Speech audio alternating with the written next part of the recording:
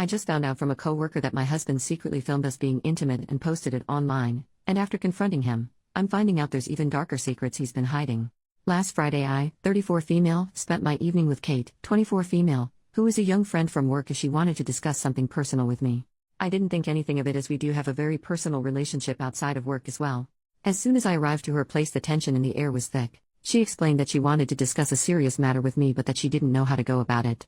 I told her to just rip the band-aid off and tell me. She told me that she had found 2 recordings of a woman she believed to be me on an adult website. I told her that wouldn't be possible but she was adamant that I was the woman in the recording. And she was right.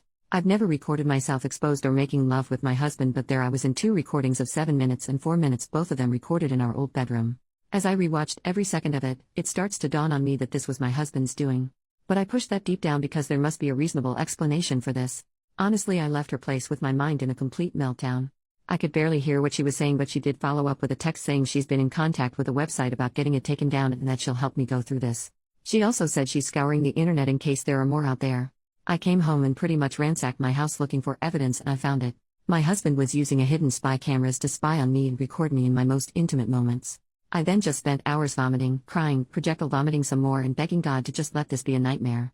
I am a deeply religious and a fully veiled Muslim woman, and I've never been with anyone but my husband, and all this time he has been sharing my most intimate moments with the world. I don't know what to think or what to do. I can't look at him or speak to him.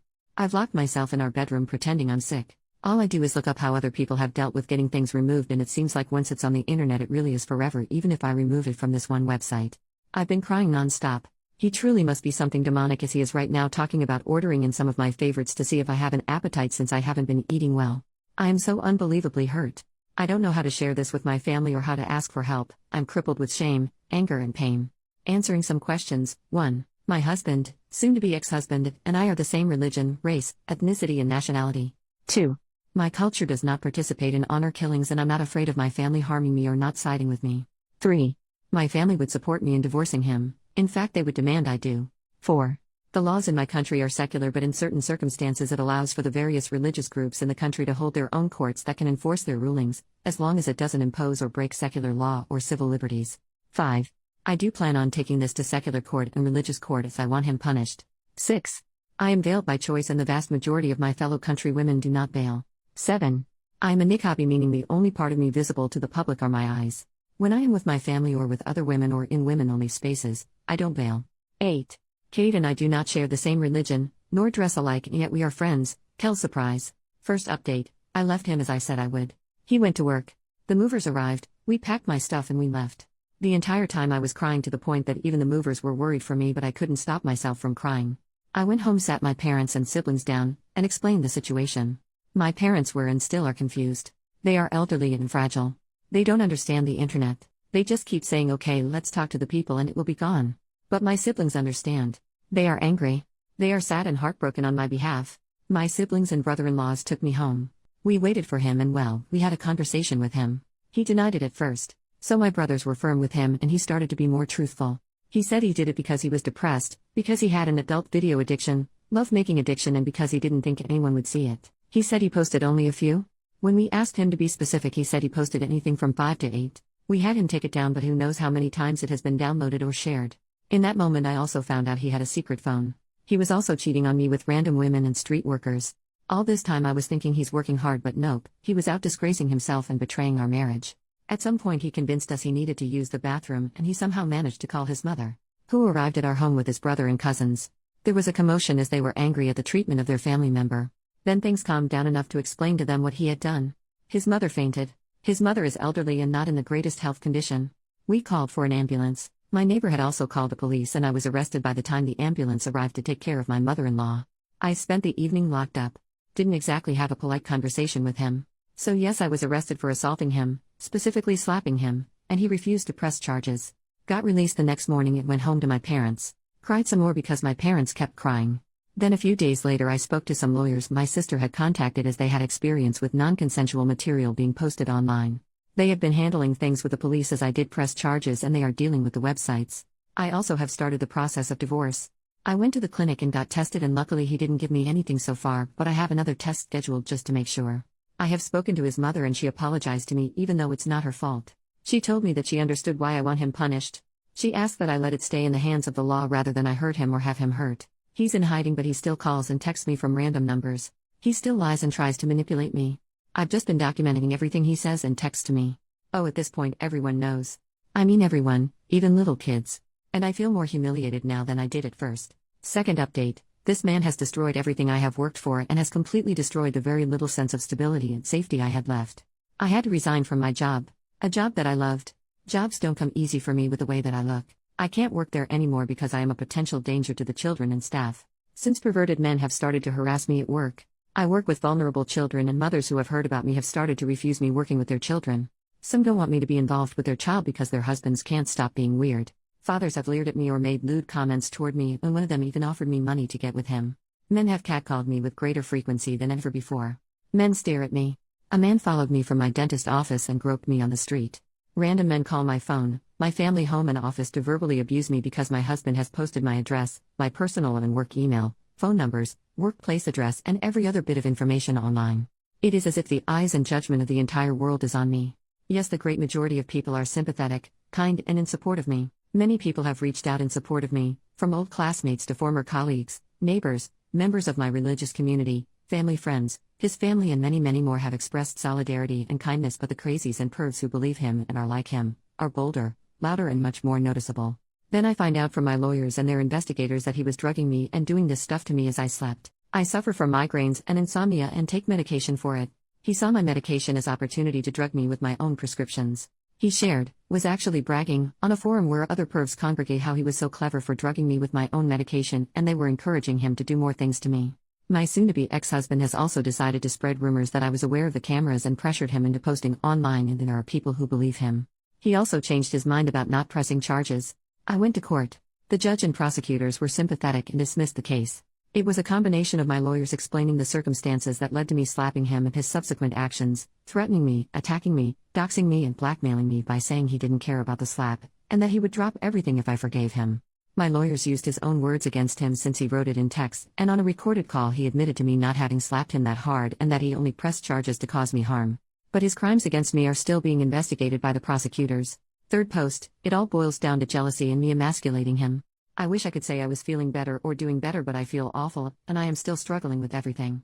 It is still his life's mission to be as cruel as he can be and to stand in the way of every step I make. He is still refusing to work with my divorce lawyer. He continues to be difficult every step of the way and has run off his own lawyers. He is now in his third lawyer, and we are again starting from scratch in the divorce negotiations. He has been granted an extension by the courts due to his last lawyer just dropping him a few days before our hearing. As for posting non-consensual material, a trial date was scheduled, and he recently asked for an extension, and he'll probably be granted it as his criminal lawyer dropped him too. So in last month he has been dropped by his divorce lawyer and his criminal lawyer. The man is on a roll. When it rains it sure pours. My father passed a little over a month ago, and my mother is now in hospice care as she is soon to go back to God.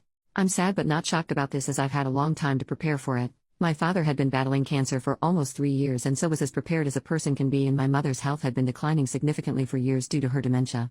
Soon-to-be ex-husband decided it was a great idea to corner me at the venue we held the after-funeral meal at. He decided to wait for me to be alone. He approached me as I was cleaning up the venue. I was on my own, and at that time I was kind of exhausted and could not muster up the rage to chase him off as I had done many times before. So I just let him talk. He seemed almost decent as he was giving his million excuses on why things were the way they were. He cried about how awful he feels for hurting me. Then he started telling me about how he always felt I was better than him in everything, as I made more money, was better educated, had been better traveled than him, and that he felt jealous of my confidence, and how in the beginning these were things that he was most attracted to, but as our relationship and marriage progressed these were the things he started to dislike about me. He also said that he was angry that I refused to consider being a stay-at-home wife and mother, even though he knew from the beginning that I wasn't the stay-at-home/homemaker type. He said that he tried to be a good husband, but that my refusal to bend or let him have the last say in things was the catalyst for his anger and need to humiliate me. He talked about how he had always had addiction issues, but he thought that if he was married he would be cured of his depression, his adult video and love-making addiction, and he felt like if I ever found out I would have never married him and or would divorce him, and then it angered him and pushed him to want to punish me for thinking I was better than him. He was jealous and angry about so many things. But when I said to him, "So you hurt me because you felt jealous and inadequate in comparison," he lost his mind and started to shout and say that he knew I would react that way. I decided to refrain from commenting further and just let him spill his guts uninterrupted. For 3 hours he made excuse after excuse for why he did what he did.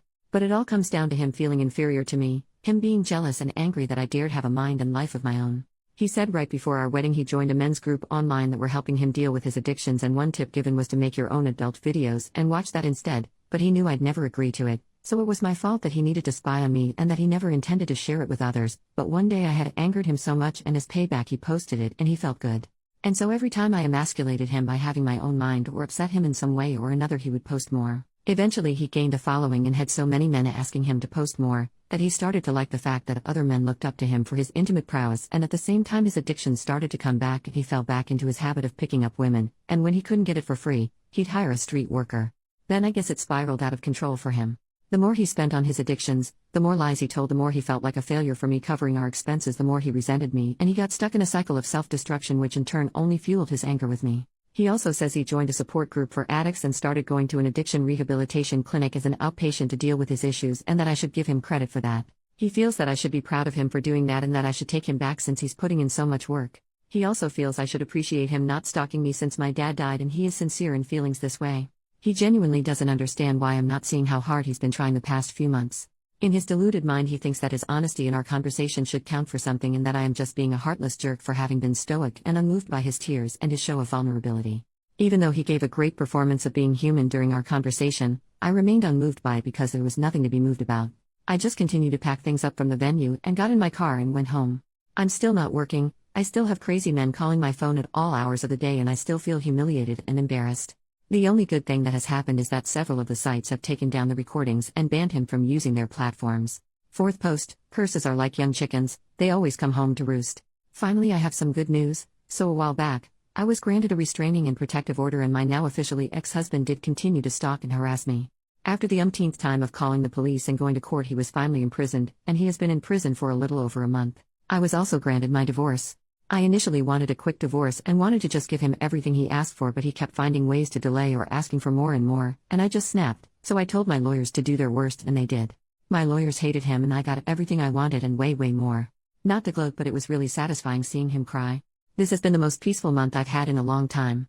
This entire time has been such a trying time and it has affected my mental and physical health. I've lost 12 kilograms and I've lost a ton of hair due to the stress he was causing me.